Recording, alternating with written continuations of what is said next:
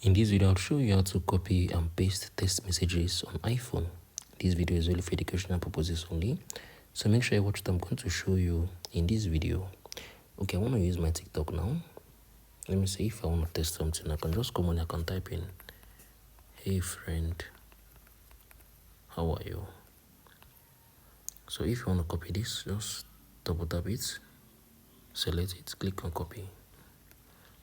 So let's say if you want to paste it, let me say on your WhatsApp, on your text messages, on your Discord, or your email, what you need to do, just open up where you want to paste it, right? So I'm going to use, I take my text message for this.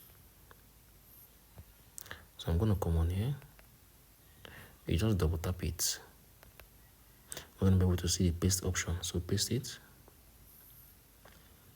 So this is how you can be able to do this here on iPhone. If you found this video helpful, please share your thoughts below in the comment section. Thank you for watching. I'll see you in the next video.